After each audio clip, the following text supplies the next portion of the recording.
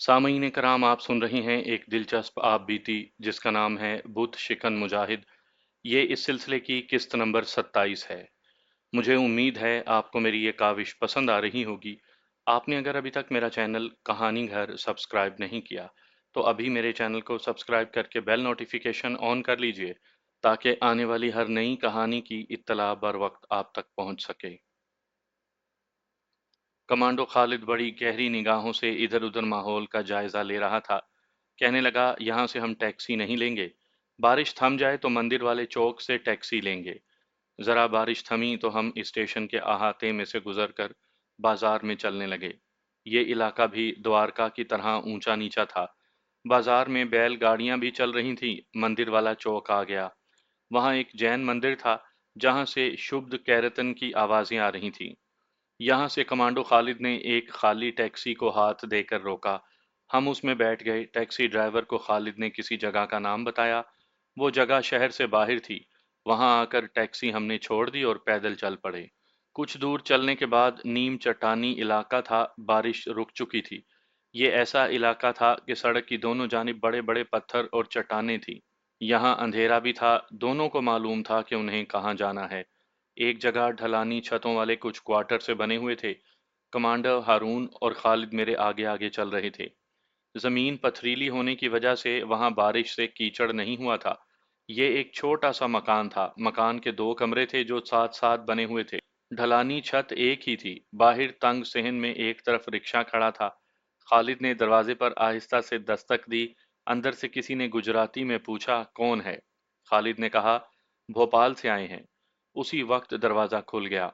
अंदर बिजली के बल्ब की रोशनी हो रही थी। एक दुबले पतले नौजवान ने दरवाजा खोला था। उसने बनियान और पतलून पहन रखी थी।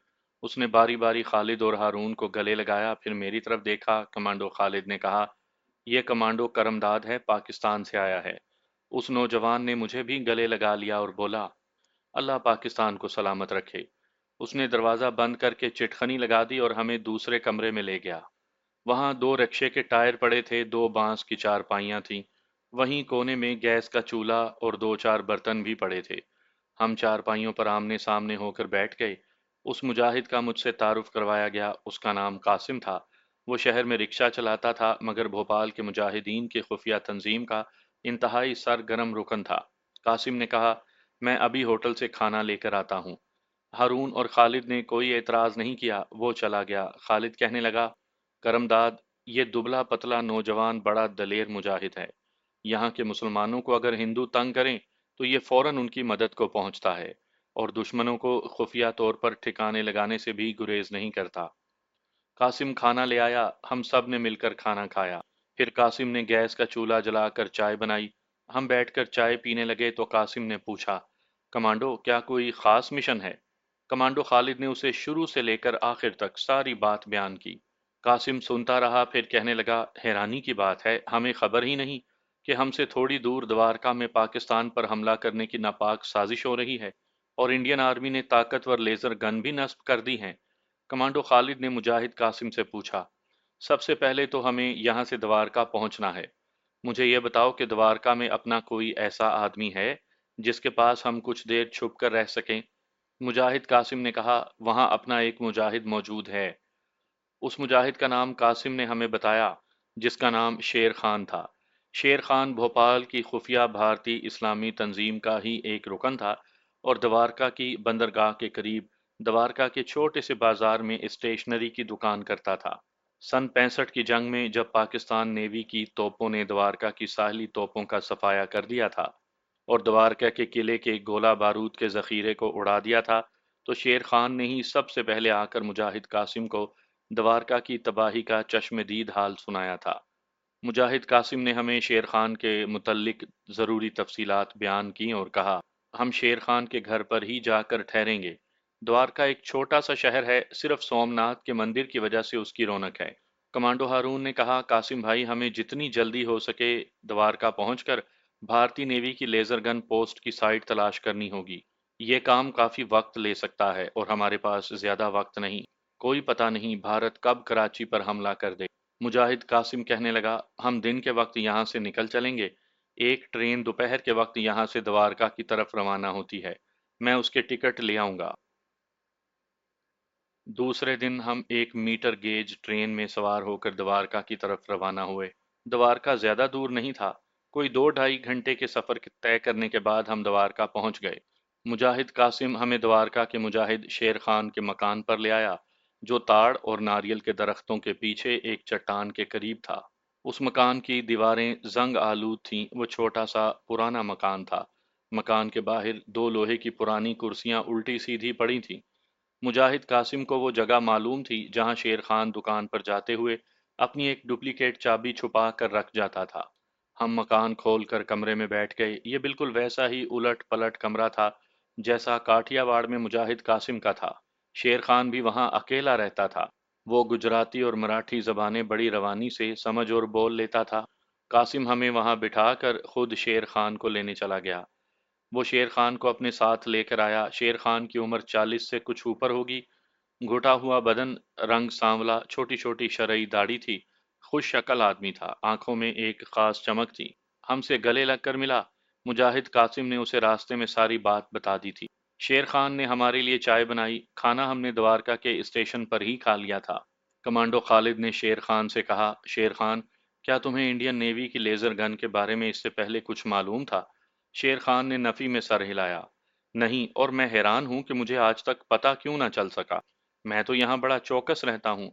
जब भी कोई इंडियन नेवी का जहाज बंदरगाह पर लगता है, तो मेरे खास आदमी मुझे आकर बताते हैं कि जहाज से गोला बारूद उतरा है या फौज की कोई रेजिमेंट उतरी है। लेकिन इतनी खतरनाक पोस्ट गन यहाँ बन गई और मुझे खबर तक ना हुई। मैंने कहा, यह इंतहाई खुफिया फौजी मंसूबा है शेर खान। भारतीय फौजी हाई कमांड ने इस सिलसिले में इंतहाई राजदारी से काम लिया है। कमांडो खालिद ने कमांडो शेर खान से कहा, कमांडो हारून आज रात को लेजर गन पोस्ट की रैकी और सुराग रसानी की मुहिम पर निकलेगा। हम सिर्फ ये चाहते हैं कि तुम कुछ हथियार ला दो। किस किस्म के हथियार आप लोगों को चाहिए? कमांडो खालिद ने मेरी तरफ देखा। मैंने कहा, इस वक्त सिर्फ दो ऑटोमेटिक मगर साइलेंसर लगे पिस्तौलों की जरूरत है। एक एक कमांडो चाकू भी चाहिए। उसके बाद जिस किस्म के हथियारों की जरूरत पड़ेगी तुम्हें बता देंगे। शेर खान ने कहा, यह तो कोई मसला नहीं। दोनों ऑटोमेटिक पिस्तौल साइलेंसरों के साथ और दो कमांडो चाकू आपको शाम से पहले मिल जाएंगे। कमांडो खालिद ने कहा, हमारे दो आदमी सुराग रसानी की इस मुहिम पर जाएंगे। हमारे पास इस मुहिम पर जाने के लिए मुनासिब लिबास नहीं। कमांडो लिबास ना सही, लेकिन हमें नीले या स्याह रंग की दो पतलूनें और उसी रंग की दो कमीजें जरूर चाहिए। शेर खान बोला, ये भी कोई मसला नहीं। ये कपड़े भी मिल जाएंगे, लेकिन ये बताओ कि जो कमांडो इस मुहिम पर जा रहे हैं उन्हें द्वारका के साहली इलाके से कोई वाकफियत है या नहीं? इस पर मुजाहिद कासिम ने मुस्कुराते हुए कहा, मेरे बारे में तुम्हारा क्या ख्याल है शेर खान? मैं इस मुहिम पर कमांडो करमदाद के साथ जा रहा हूँ।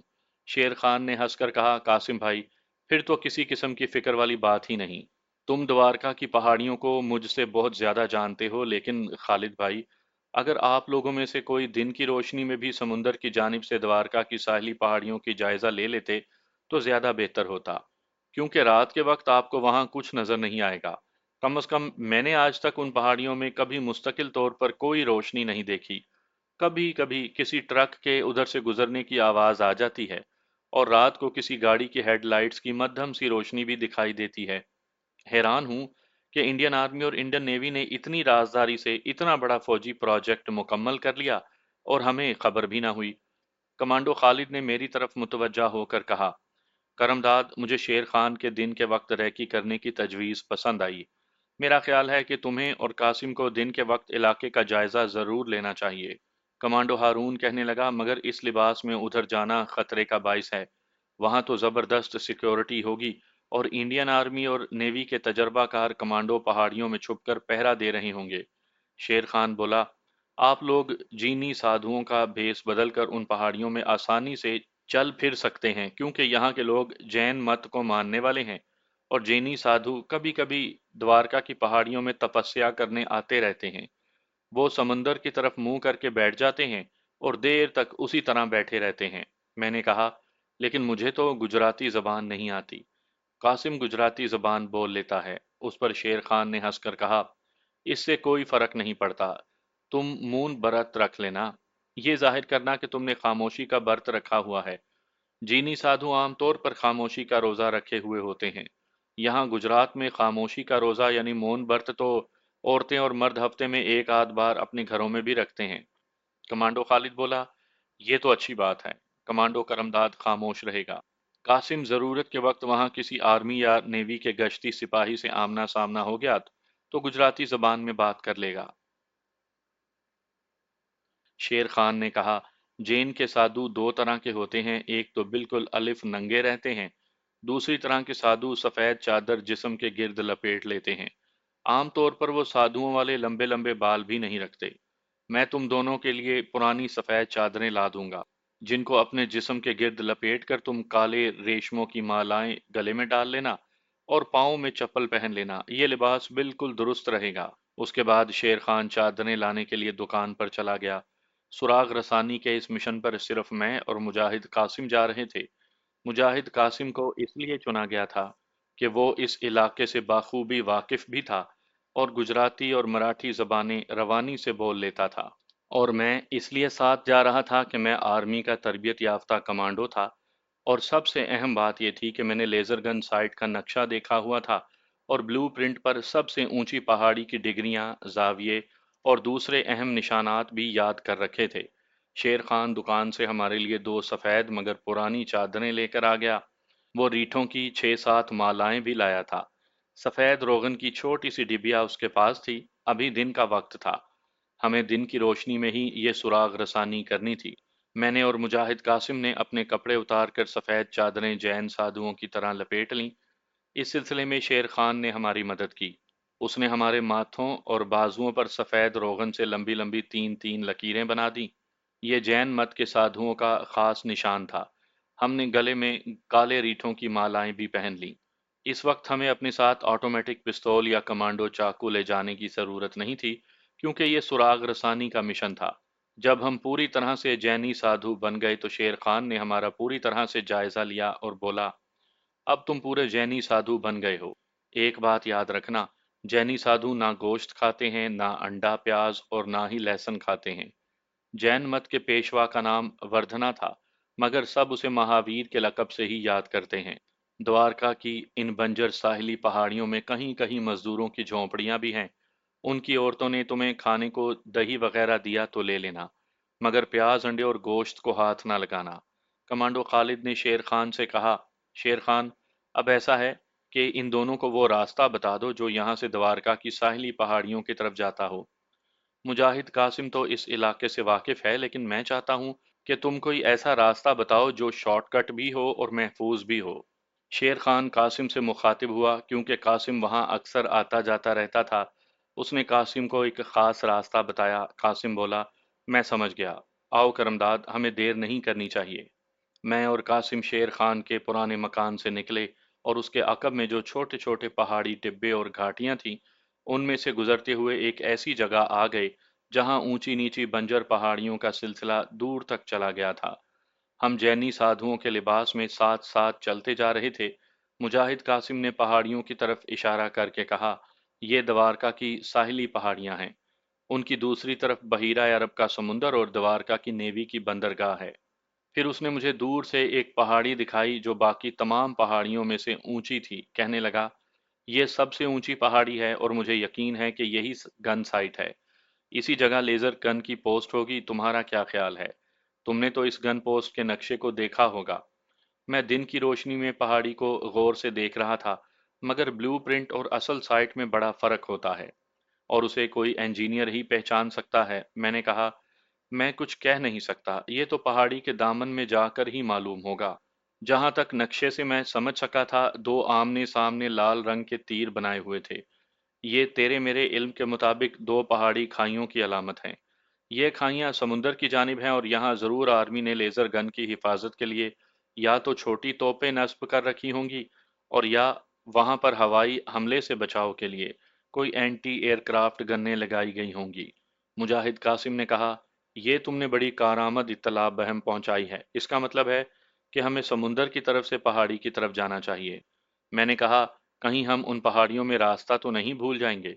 सारी पहाड़ी एक ही तरह की लगती है।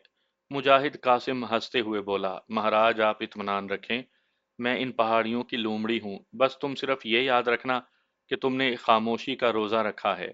اگر کوئی آدمی یا عورت مل گئی تو خاموش رہنا، کوئی بات نہ کرنا۔ میں نے کہا تم فکر نہ کرو۔ ہم چلتے چلے گئے، سارا علاقہ پہاڑی تھا، مگر یہ ہمارے پاکستان کی پہاڑی علاقوں کی طرح نہیں تھا۔ یہ سمندری ساحل کا علاقہ تھا، پہاڑیاں خشک اور بنجر تھیں۔ کہیں کہیں کوئی تاڑ کا درخت پینسل یا بال پوائنٹ کی طرح اوپر کو اٹھا ہوا نظر آ جاتا تھا۔ ارد گرد چھوٹے بڑے پتھر بکھرے ہوئے تھے۔ زمین سے 4 4 5 5 فٹ باہر کو نکلی ہوئی چٹانیں بھی تھیں۔ ہم کافی لمبا چکر کاٹ کر پہاڑیوں کے دامن میں پہنچ گئے۔ یہاں کہیں کہیں گڑھوں میں پانی کھڑا تھا۔ یہ سمندر کا پانی تھا جو جوار بھاٹا کے وقت وہاں آ گیا ہوا تھا۔ اب ہم ایک پہاڑی کی چڑھائی چڑھنے لگے۔ مجاہد قاسم نے کہا تھک تو نہیں گئے؟ میں نے کہا میں سابق آرمی کمانڈو ہوں قاسم بھائی، تھکنے کا سوال ہی پیدا نہیں ہوتا۔ وہ مسکرانے لگا۔ ہم ایک ٹیلے پر سے ہو کر دوسری طرف نشیب میں آ گئے۔ یہاں بھی گڑھوں میں سمندر کا پانی کھڑا تھا جو گندا ہو رہا تھا۔ اس کے آگے پھر چڑھائی شروع ہو گئی۔ اسی طرح ٹیلوں پر اترتے چڑھتے ہم نے ایک ٹیلے کی چوٹی پر پہنچ کر دوسری طرف دیکھا تو سامنے سبز رنگ کا سمندر تا حد نگاہ پھیلا ہوا تھا۔ دور ایک دو جہاز بھی سمندر میں کھڑے تھے۔ قاسم کہنے لگا یہ بحیرہ عرب کا سمندر ہے۔ وہ اپنی بائیں جانب دیکھنے لگا۔ ادھر سب سے اونچی پہاڑی نظر آ رہی تھی۔ اس نے کہا میرا خیال ہے اسی پہاڑی کے اندر لیزر گن نصب ہے۔ تمہارا کیا خیال ہے؟ میں نے پہلے پہاڑی کو دیکھا، پھر دائیں بائیں زمین کی پہاڑی نشیب و فراز کا جائزہ لیا اور کہا مگر مجھے یہاں کھائیاں نہیں دکھائی دیں۔ میرا خیال ہے ہمیں بائیں جانب ان ٹیلوں کے ساتھ ساتھ کچھ آگے جانا چاہیے۔ ہم بائیں جانب کو چل پڑے۔ ایک جگہ ٹیلوں کے درمیان تھوڑی سی کھلی جگہ آ گئی۔ یہاں ایک جھونپڑا تھا۔ جھونپڑے کے باہر ایک عورت چولہے کے پاس بیٹھی کچھ پکا رہی تھی۔ اس کا ننگ دھڑنگ بچہ قریب ہی کھیل رہا تھا۔ مجاہد قاسم نے مجھے آہستہ سے کہا تم بالکل نہ بولنا۔ یہ کہہ کر وہ سادھوؤں کی طرح بڑی بے نیازی سے قدم اٹھاتا ہوا جھونپڑی کی طرف بڑھا۔ ہم جھونپڑی کے پاس آ گئے تو عورت نے پلٹ کر دیکھا اور ساڑی کے پلو سے ہاتھ صاف کرتی اٹھ کھڑی ہوئی۔ ادھیڑ عمر کی عورت تھی۔ اس نے آگے بڑھ کر ہم دونوں کے پاؤں چھوئے اور گجراتی میں کچھ کہا۔ اس کے جواب میں مجاہد قاسم نے بھی گجراتی زبان بولنی شروع کر دی۔ مجھے سمجھ نہیں آ رہی تھی، ویسے گجراتی زبان کے کچھ الفاظ اردو فارسی کے تھے جو میری سمجھ میں آ رہے تھے۔ قاسم نے میری طرف اشارہ کر کے عورت کو کچھ کہا۔ ظاہر ہے یہی کہا ہوگا کہ میرے ساتھی نے مون برت رکھا ہوا ہے۔ عورت نے ہاتھ جوڑ کر میرے آگے سر جھکا دیا۔ جلدی سے جھونپڑی میں سے ایک پھٹا پرانا بوریا لے کر آ گئی۔ بوریے کو زمین پر بچھا دیا۔ قاسم نے مجھے بیٹھنے کا اشارہ کیا۔ ہم آلتی پالتی مار کر بیٹھ گئے۔ عورت نے بچے کو ہمارے آگے ڈال دیا اور گجراتی میں قاسم سے کچھ کہا۔ قاسم نے بڑے مہان اور پہنچے ہوئے سادھوؤں کی طرح بچے کے سر پر ہاتھ رکھ کر اسے گجراتی زبان میں آشیرواد دی۔ عورت نے کیلے کے پتے صاف کر کے اس پر کھچڑی ڈال کر ہمارے آگے رکھ دی اور خود دوزانوں ہو کر سامنے ہاتھ باندھ کر بیٹھ گئی۔ قاسم نے مجھے کھانے کا اشارہ کیا۔ ہم کھچڑی کھانے لگے۔ قاسم گجراتی زبان میں عورت سے باتیں بھی کرتا رہا۔ ضرور وہ اس سے علاقے کے بارے میں ضروری معلومات حاصل کرنے کی کوشش میں تھا۔ ہم اس عورت کے پاس تھوڑی دیر بیٹھے اور پھر اٹھ کر ایک طرف کو چل پڑے۔ ذرا آگے جا کر میں نے مجاہد قاسم سے پوچھا کیا باتیں ہو رہی تھیں؟ وہ بولا اس عورت کا خامند نیول گودی پر مزدوری کرتا ہے۔ اس نے بتایا ہے کہ اوپر والی پہاڑی پر کسی کو جانے کی اجازت نہیں۔ میں نے اسے کہا تھا ہم پہاڑی پر جا کر تپسیا کرنا چاہتے ہیں۔ وہ بولی اوپر سادھو مہاراج بھی نہیں جاتے۔ میں نے کہا اس کا مطلب ہے کہ اس بات کی تصدیق ہو گئی ہے کہ لیزر گن کی پوزیشن اسی پہاڑی میں کسی جگہ پر ہے۔ وہ بولا ہاں، لیکن ان کھائیوں کا بھی سراغ لگانا ضروری ہے جہاں آرمی کی توپیں یا اینٹی ایئر کرافٹ گنیں لگی ہوئی ہیں۔ ان کی پوزیشن کی تصدیق کے بغیر ہمارا کسی طرف کو نکلتے چلے جانا خطرناک ثابت ہو سکتا ہے۔ میں نے کہا لیکن ہم تو جین مت کے سادھوؤں کے بھیس میں ہیں، کسی نے چیک کیا تو کہہ دیں گے کہ ہم باہر سے آئے ہوئے سادھو ہیں۔ ہمیں معلوم نہیں تھا کہ اس طرف آنے جانے کی اجازت نہیں۔ مجاہد قاسم نے کہا لیکن تم ایک بات بھول گئے ہو کہ ہم دونوں مسلمان ہیں اور اپنے مسلمان ہونے کی ناقابل تردید نشانی اپنے ساتھ لیے پھرتے ہیں۔ اگر آرمی یا نیوی کے گشتی سپاہیوں کو ہم پر ذرا بھی شک پڑا کہ ہم دشمنوں کے جاسوس ہیں تو وہ سب سے پہلے یہ دیکھیں گے کہ ہمارے ختنے تو نہیں ہوئے اور ایک سیکنڈ میں سارا بھانڈا پھوٹ جائے گا۔ اس لیے ہمیں بے حد محتاط رہنے کی ضرورت ہے اور جان بوجھ کر ہمیں اپنے آپ کو خطرے میں نہیں ڈالنا۔ हम इस पोजीशन में नहीं। मैं ये बात भूल गया था। मुजाहिद कासिम ने ऐन वक्त पर बड़ी अहम और ख़तरनाक बात याद करवाई थी। फिर ऐसा करते हैं कि तुम यहाँ बैठो, मैंने यहाँ का नक्शा देखा हुआ है। मैं नशेब में उतरकर आगे जाकर देखता हूँ। हो सकता है वहाँ खाइयाँ नजर आ जाएं। कासिम कहने लगा, लेकिन तुम्हें बेहद मोहतात होकर जाना होगा। अगर नेवी या आर्मी के किसी सिपाही से आमना सामना हो गया तो बोलना बिल्कुल नहीं, वहीं आसमान की तरफ उंगली उठाकर खड़े हो जाना। मैंने कहा, तुम फिक्र ना करो, मैं कमांडो हूँ, इन बातों को अच्छी तरह समझता हूँ। और मैं मुजाहिद कासिम को वहीं छोड़कर पहाड़ी नशेब में उतर गया। सामने दूर तक समुंदर ही समुंदर था। तेज हवा चल रही थी। मैं बहुत आहिस्ता आहिस्ता नशेब में उतर रहा था। अचानक मुझे किसी आदमी की आवाज सुनाई दी। मैं वहीं बैठ गया। मेरे आगे 50 कदमों के फासले पर पहाड़ी की जमीन फिर ऊंची हो गई थी और आगे झाड़ियों की छोटी सी दीवार थी। ये आवाज उन झाड़ियों की तरफ से आई थी। मैं बड़ी एहतियात से बज़ाहिर बेनियाजी से चलता झाड़ियों के पास जाकर बैठ गया। मैंने झाड़ियों में से दूसरी तरफ देखा। ओ मेरे खुदा, जिस चीज की हमें तलाश थी वो मेरे सामने थी। मैंने देखा कि एक खंदक टाइप की लंबी खाई है जिसमें साथ साथ दूर मार तोपें लगी हैं। इंडियन आर्मी के काले काले नाटे कद के दो तीन सिपाही तोपों के पास बैठे मगों में चाय पी रहे थे और बातें कर रहे थे। मैं जल्दी से पीछे हट गया, कुछ सोचकर दूसरी बार गहरी नजर से खाई का जायजा लिया। ये खाई 6-7 फुट गहरी थी और निस्फ दायरे की शक्ल में पहाड़ी के साथ साथ आगे तक चली गई थी। तोपों में जाल डालकर उन्हें कैमोफ्लाज किया गया था। ये कुल 6 तोपें थीं जिनकी नालियां खंदक या खाई से बाहर निकली हुई थीं और उनका रुख समुंदर की तरफ था। यही वो जगह थी जिसको नक्शे पर तीरों के निशान से जाहिर किया गया था। मैं दबे पांव चलता वहीं से वापस आ गया और मुजाहिद कासिम को तोपों के बारे में बताया। वो कहने लगा, तुम्हारा अंदाजा सही था, ये तोपें साहिल के दिफा के लिए हैं, या इसलिए भी हैं कि अगर लेजर गन में कोई खराबी पैदा हो जाए तो साहिल की तरफ बढ़ने वाले जहाजों पर गोलाबारी की जा सके। मैंने कहा, छोटी तोपें तो हमने तलाश कर लीं, अब हमें बड़ी गन का सुराग लगाना है। वो कहने लगा, वो सामने वाली पहाड़ी पर ही होगी, लेकिन लगता है कि हम ममनुआ इलाके में दाखिल हो चुके हैं। यहाँ किसी भी वक्त कोई किसी तरफ से निकलकर हमें पकड़ सकता है। मैंने कहा, सामने वाली पहाड़ी ज्यादा बुलंदी पर नहीं और उसकी ढलान पर बाहर निकली हुई चट्टानें भी हैं जिनकी आड़ हमें नजरों से बचा सकती है। तुम क्या मशवरा देते हो? तुम फौजी कमांडो हो, मुजाहिद कासिम ने मुझसे पूछा। मैंने कहा, हम दुश्मन की नाक के बिल्कुल नीचे आ गए हैं। अब हमें सुराग रसानी का मिशन मुकम्मल करके ही वापस जाना चाहिए। हम पहाड़ी के ऊपर जाएंगे और इसी तरह चढ़ाई चढ़ेंगे जैसे साधु पहाड़ों पर जड़ी बूटियां तलाश करते हैं। ओके, आ जाओ, मगर याद रखना कोई बात नहीं करनी। हम एक दूसरे के दरमियान में 4-5 कदमों का फासला रखकर पहाड़ी की चढ़ाई चढ़ने लगे। हम झुककर चल रहे थे और किसी किसी वक्त पत्थरों को जमीन पर से उठाकर देख भी लेते थे। हम ये तासुर देने की कोशिश में थे कि साधु लोग हैं और जड़ी बूटियों को तलाश कर रहे हैं। चढ़ाई ज्यादा सीधी नहीं थी, लेकिन वहां झाड़ियां बिल्कुल नहीं थी। थोड़े थोड़े फासले पर जमीन से चट्टानें जरूर निकली हुई थी। हम उनकी ओट में होकर बैठ जाते और जब देखते कि चारों तरफ कोई फौजी नजर नहीं आ रहा तो दोबारा चढ़ाई शुरू कर देते। हम काफी ऊपर चढ़ाए थे, एक जगह चट्टान के पीछे छुपकर सुस्ता रहे थे और माहौल का जायजा ले रहे थे कि नीचे से हमें 4 फौजी चढ़ाई चढ़ते नजर आए। उन्होंने सिरों पर लकड़ी के बॉक्स उठा रखे थे। कासिम ने आहिस्ता से कहा, कहीं ये हमारी तरफ तो नहीं आ रहे? मैंने कहा, खुदा का शुक्र है हमने लेजर गन साइट का सुराग लगा लिया है। ये फौजी सप्लाई लेकर गन साइट के पैरामीटर में जा रहे हैं। आड़ में ही रहना, कोई बात ना करना और अपने आप को छुपाए रखना। चट्टान काफी बड़ी थी जिसकी ओट में हम छुपे हुए थे। चारों फौजी सिपाही बॉक्स सरों पर उठाए आहिस्ता आहिस्ता चढ़ रहे थे। वो हमसे से ज्यादा 100 गज के फासले पर थे। हम बैठने के बजाय जमीन पर लेट गए थे और सर उठाकर चट्टान के किनारे पर से उन्हें देख रहे थे। चारों इंडियन फौजी हाँफते हुए आहिस्ता आहिस्ता कदम उठाते। जब हमसे काफी ऊपर चले गए तो हम उठकर बैठ गए। हमारी निगाहें उनका पीछा कर रही थीं। चारों सिपाही एक कतार की शक्ल में ऊपर जा रहे थे। ऊपर भी अब दो सिपाही नजर आए। मैंने नोट किया कि दोनों फौजी पहाड़ी दीवार के किसी शगाफ में से निकलकर बाहर आए थे। उनमें से एक फौजी ने नीचे आने वाले फौजियों को जल्दी ऊपर आने का ऑर्डर दिया।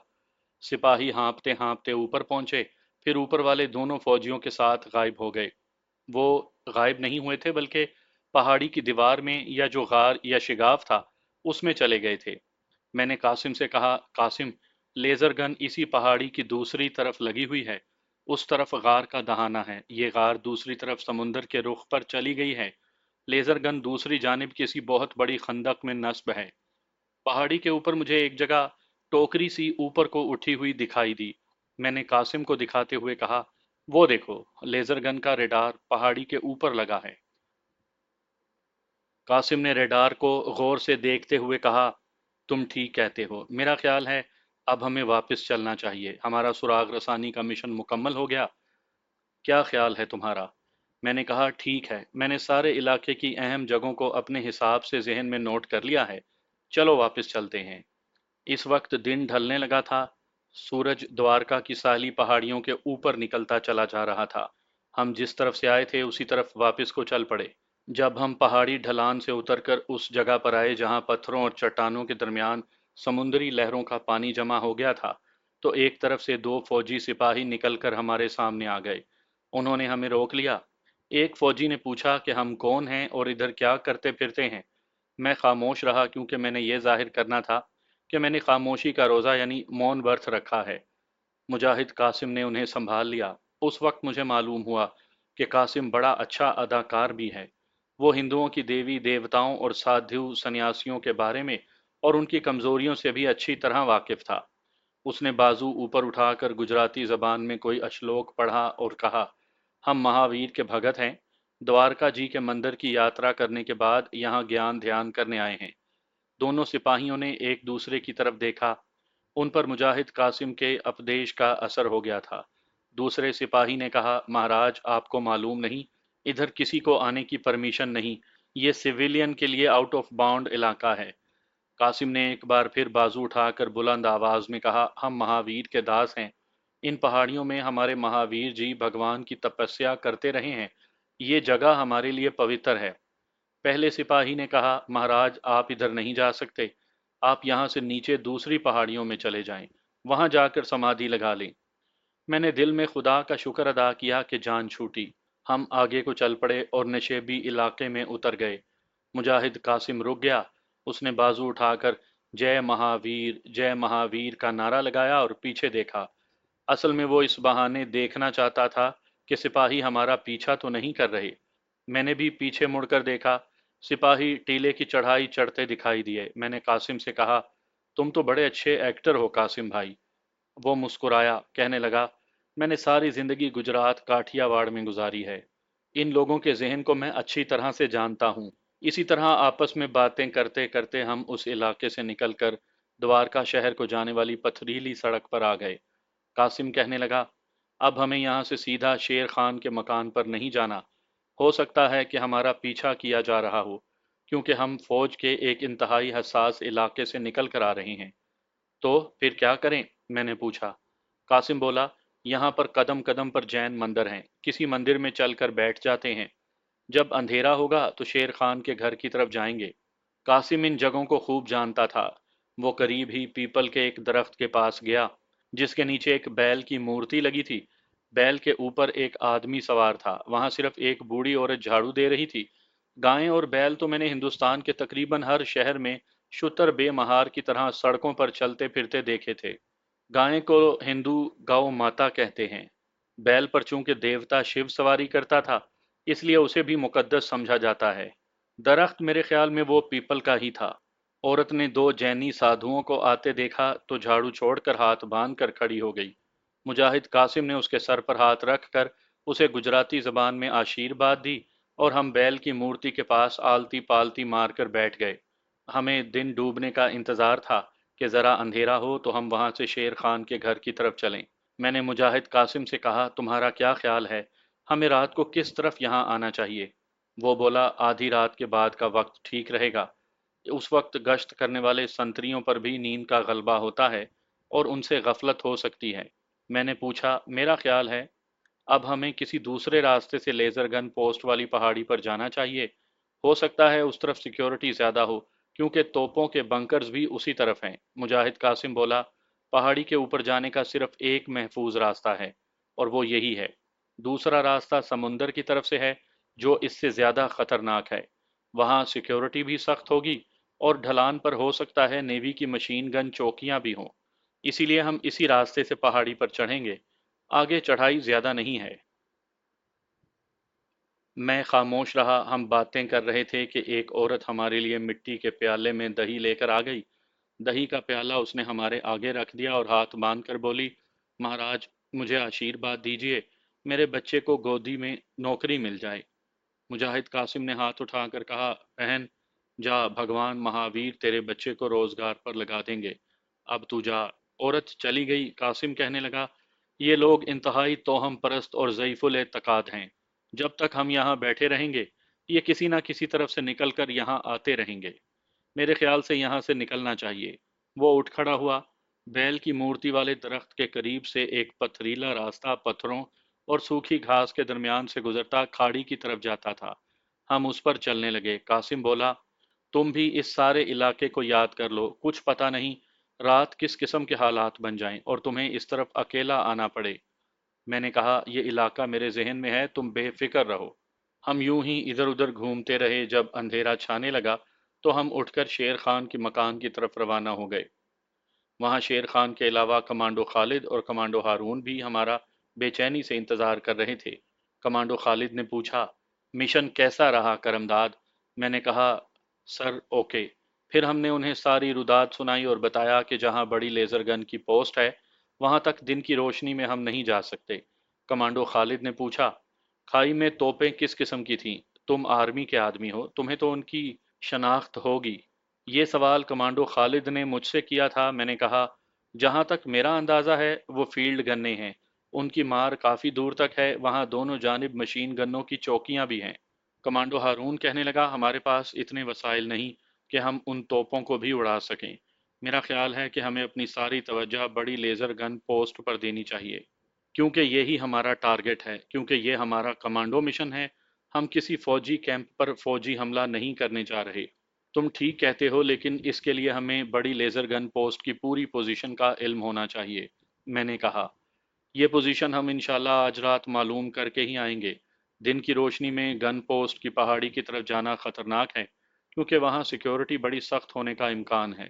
کمانڈو خالد نے پوچھا، کرمداد تم کیا مشورہ دیتے ہو، اس صورتحال میں ہمیں کس قسم کا اسلحہ ساتھ لے کر جانا ہوگا؟ میں نے کہا، کمانڈر اس کا فیصلہ تو گن پوزیشن اور وہاں کی سیکیورٹی اور حالات کو دیکھ کر ہی کیا جا سکتا ہے۔ ٹھیک ہے، کمانڈو خالد بولا، تمہارا کیا خیال ہے، تم دونوں رات کو اندھیرے میں گن پوزیشن کا درست اندازہ لگا سکو گے؟ میں نے کہا، میں آرمی کا آدمی ہوں، توپوں کے ڈپلوائے سسٹم کی شناخت کر سکتا ہوں، لیکن ہمیں رات کے وقت اس مہم پر جاتے ہوئے ہتھیاروں کی ضرورت ہوگی۔ شیر خان بولا، جو اسلحہ ہمیں یہاں میسر ہے وہ ہم آپ کو دے دیں گے۔ تم نے کہا تھا کہ تمہیں آٹومیٹک پستولوں کی ضرورت ہوگی۔ ہاں، میں نے کہا، 2 آٹومیٹک پستول جن پر سائلنسر کی نالیاں لگی ہوں اور ایک ایک کمانڈو چاقو کافی رہیں گے، کیونکہ ہم دیکھ بھال اور ریکی کی مہم پر جا رہے ہیں۔ گن پوسٹ اڑانے کے لیے کس قسم کے اسلحے کی ضرورت ہوگی، یہ گن پوزیشن دیکھنے کے بعد ہی کچھ کہا جا سکتا ہے۔ کمانڈو خالد نے کہا، میرا خیال ہے رات کے وقت آپ لوگوں کو سادھوؤں کے بھیس میں جانے کی ضرورت نہیں، آپ نارمل کمانڈو لباس میں جائیں گے۔ مجاہد قاسم بولا، ہاں، کمانڈو لباس کی سیاہ پتلون اور جیکٹ ہمیں اندھیرے میں چھپائے رکھے گی، جینی سادھوؤں والا لباس دور سے نظر آ سکتا ہے۔ تو پھر تیاریاں شروع کرو، خالد نے کہا۔ ہارون بولا، پہلے کچھ کھا پی لو، تم کس وقت یہاں سے نکلنا چاہو گے؟ میں نے کہا، میں چاہتا ہوں کہ آدھی رات کے بعد یہاں سے نکلیں، وہ وقت نیند کے غلبے کا وقت ہوتا ہے اور سیکیورٹی گارڈز کسی حد تک غافل ہو سکتے ہیں، کیونکہ یہ جنگی صورتحال نہیں، ابھی حالات نارمل ہیں۔ شیر خان اٹھتے ہوئے بولا، میں کھانے کا بندوبست کرتا ہوں اور ہتھیاروں کا بھی۔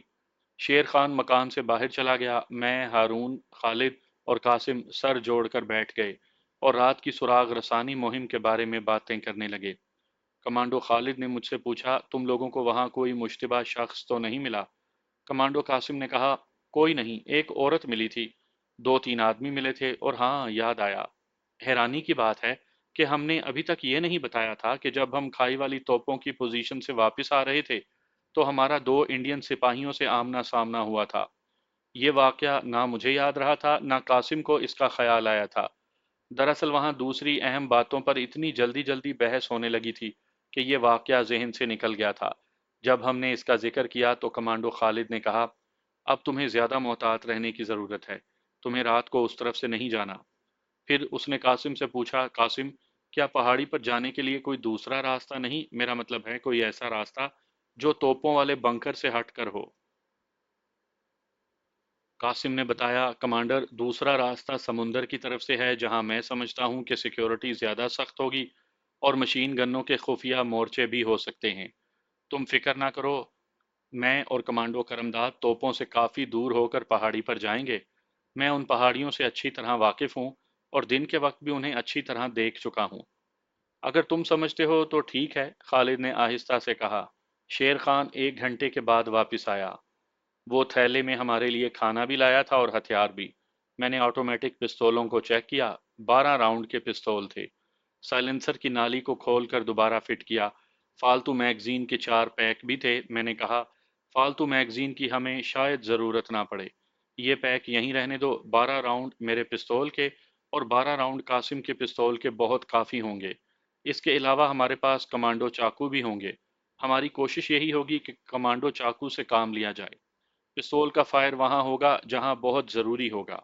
कमांडो खालिद मेरी बात सुन रहा था। जब मैंने अपनी बात मुकम्मल की तो उसने कहा, क्या ख्याल है करमदा, तुम्हारे साथ हारून न चला जाए? मैंने कहा, कमांडर, मैं समझता हूँ कि ये हमारा कमांडो ऑपरेशन नहीं, सिर्फ रैकी मिशन है, और इस वक्त सिर्फ मैं और कासिम ही दो ऐसे कमांडो हैं जो इलाके की पहाड़ियों से अच्छी तरह वाकिफ हैं। हारून के लिए वो इलाका अजनबी होगा, इसलिए अभी हम दोनों ही काफ़ी हैं। हारून बोला, करमदार ठीक कहता है कमांडर, अभी इन दोनों को ही जाना चाहिए। ओके ओके, खालिद ने मुस्कुराते हुए जवाब दिया। उसके बाद हम खाना खाने लगे। इस दौरान शेर खान ने चाय तैयार कर ली। खाने के बाद चाय का दौर शुरू हुआ। चाय भी हम पीते रहे और बातें भी करते रहे। रात गुजरती चली गई। रात के 12 बज गए। तब कमांडो खालिद ने कहा, तुम लोग तैयार हो जाओ, वक्त हो गया है। हमने मुंह हाथ धोया, माथे पर लगे हुए जैन मत के सफ़ेद निशानों को अच्छी तरह से साफ किया, वजू करके दो दो नवाफिल अदा किए, अल्लाह के हजूर मुहिम की कामयाबी की दुआ मांगी और स्याह पतलून और स्याह जैकेटें पहन लीं। कमांडो चाकू हमने पतलून की जेबों में रख लिए और पिस्तौल जैकेट की जेबों में इस तरह रख लिए कि वक्त पड़ने पर उन्हें आसानी से निकाला जा सके। चप्पलें उतारकर हमने रबड़ के नसवारी रंग के जॉगर शूज पहन लिए। मैंने और कमांडो कासिम ने अपनी अपनी घड़ियों पर वक्त मिलाया। रात के ठीक 12 बजकर 10 मिनट पर हम शेर खान के मकान से निकल गए। रात का अंधेरा चारों तरफ फैला हुआ था। मुझे ख्याल आया कि अगर मैं इस वक्त सांप के रूप में होता तो इस अंधेरे में बाखूबी देख सकता था। फिर ख्याल आया कि कहीं मैं सांप की शक्ल ही ना इख्तियार कर लूं।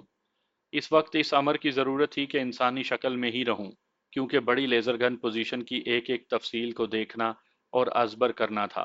मुझे अचानक नागिन दुर्गा का ख्याल आने लगा। उसे मेरी अशद ज़रूरत थी, मगर मैं उससे दूर था। खुदा जाने वो सांप की शक्ल में कहाँ छुपी हुई होगी। वापस लक्ष्मणपुर जाना उसके लिए इतना आसान नहीं था। मैं उससे भोपाल शहर के नवाब में भेरू जी के मंदिर के पास जुदा हुआ था। वहां से लक्ष्मणपुर कई दिनों के सफ़र पर था। हो सकता है वो वहीं कहीं छुपी मेरे इंतजार में हो। मैं यही सोचता हुआ मुजाहिद कासिम के साथ अंधेरे में जा रहा था। हम बहुत देखभाल कर चल रहे थे। 1 घंटे तक हम चलते रहे। हम पहाड़ियों के दामन में पहुंचते पहुंचते हमें मजीद 1 घंटा लग गया। हमारी निगाहें अंधेरे में देखने की आदी हो चुकी थीं। इलाका भी मेरा जाना पहचाना था। एक जगह से जमीन बुलंद हो रही थी। दाएं जानिब पत्थरों के दरमियान समुद्री लहरों का छोड़ा हुआ पानी भी धुंधला धुंधला दिखाई दे रहा था। यहाँ पहुंचकर मुजाहिद कासिम रुक गया। अंधेरे में उसकी आंखें इलाके का जायजा लेने लगीं। उसने आहिस्ता से कहा, सामने वाले टीले का रास्ता खाई में लगी हुई तोपों की तरफ जाता है। हमें यहाँ से दाएं जानिब चलना होगा। मैंने आहिस्ता से पूछा, तुम अपने हिसाब से ठीक रास्ते पर चल रहे हो ना? इंशाअल्लाह। ये कहकर कासिम दाएं को मुड़ गया। अंधेरे में हम देर तक चलते रहे। कासिम एक जगह टीले की चढ़ाई पर आकर बैठ गया। उसने मुझे भी बिठा लिया और सरगोशी में कहा, थोड़ी सी चढ़ाई के बाद गन पोस्ट वाली पहाड़ी शुरू हो जाएगी। अब हमें बड़ी एहतियात करनी है। हमें खांसी आए तो रोकना होगा, छींक आए तो उसे भी दबाना होगा। हम सिर्फ इंतहाई ज़रूरत के वक्त सरगोशी में बात करेंगे।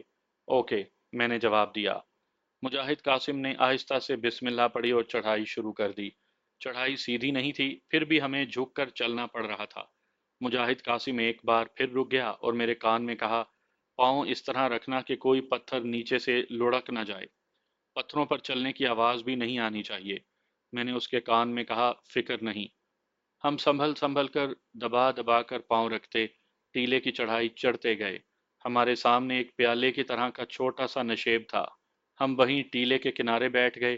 कासिम की निगाहें सामने वाली पहाड़ी पर जमी थीं। उसने सरगोशी की, ये सामने वाली पहाड़ी हमारा टारगेट है। पिस्तौल तैयार रखो, लेकिन हाथ में चाकू पकड़ो। हमने जैकेटों की जेबों में से अपने अपने पिस्तौल निकाल कर अपने हिसाब से उन्हें बगैर आवाज़ पैदा किए चेक किया। उन्हें वापस जेबों में रखा और कमांडो चाकू खोलकर अपने हाथों में पकड़ लिए। मुजाहिद कासिम ने मेरे कान के पास आकर कहा, तुम मेरी बाएं जानिब 5 कदम का फासला रखकर साथ साथ चलो। तुम ट्रेंड आर्मी कमांडो हो, तुम्हें मालूम है कि कैसे चलना है। ये समझ लो कि हम टारगेट पर पहुंच गए हैं। हमने अपने दरमियान में 6 कदम का फासला डाल लिया और नशेब में उतरकर अंधेरे और रात के सन्नाटे में चौकन्ने होकर झुक कर चलने लगे। हम पहलू की तरफ से होकर सीधे चल रहे थे। ये रास्ता कासिम का जाना पहचाना लगता था।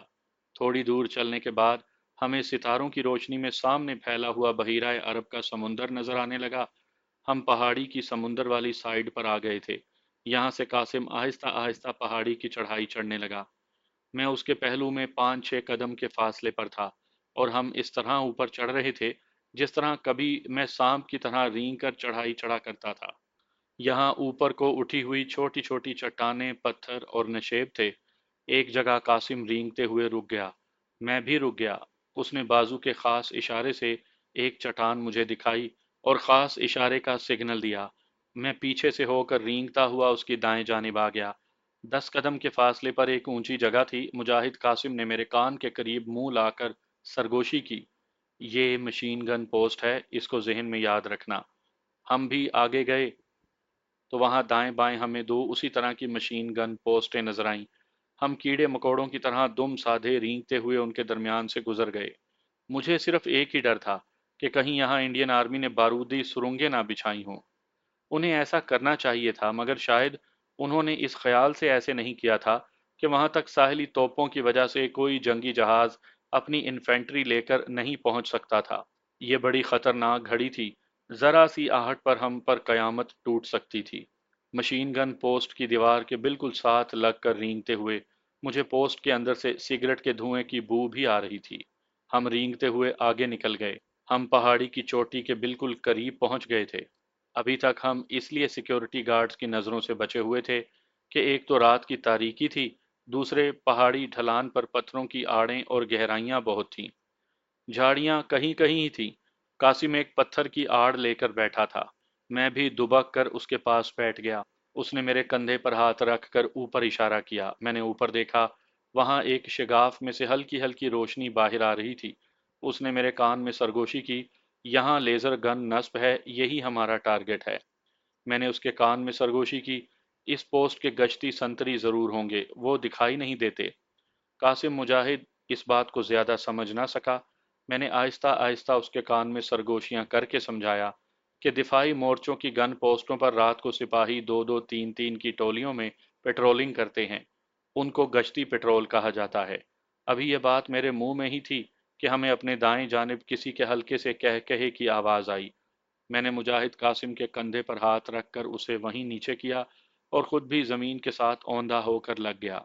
मेरी नजरें अपने दाएं जानिब लगी थी, जिधर पहाड़ी ढलान पर सितारों की धुंधली रोशनी में दो आदमी चले आ रहे थे। वो एक दूसरे से बातें कर रहे थे। वो सीधे हमारी तरफ ही आ रहे थे। मैं परेशान हुआ। मैंने कासिम के कान में सिर्फ इतनी सरगोशी की, इन पर हमला ना करना। मुझे डर था कि जोश में आकर कासिम इन पर इस ख्याल से चाकू से हमला ना कर दे कि एक को वो संभाल लेगा और दूसरे को मैं हलाक कर दूंगा। बाद में कासिम ने मुझे बताया कि अगर तुम मुझे मना ना करते तो मैंने यही तय किया था। जब दोनों आदमी मेरे करीब आए तो मेरा अंदाजा दुरुस्त निकला। ये दोनों इंडियन सिपाही थे जो रात के वक्त गश्ती ड्यूटी पर थे। इस वक्त हम किसी फौजी को हलाक करने की पोजीशन में नहीं थे, क्योंकि हम सुराग रसानी के मिशन पर थे, कमांडो ऑपरेशन के लिए नहीं आए थे। अगर गश्ती संतरियों में से किसी एक को या दोनों को भी हलाक कर देते तो हमें तो कोई फायदा ना पहुंचता। مگر ان کی لاشیں ملنے پر پوسٹ کی گارڈ الرٹ ہو جاتی اور سیکیورٹی بھی انتہائی سخت کر دی جاتی اور ہمارا کمانڈو آپریشن کا منصوبہ ناکام ہو جاتا۔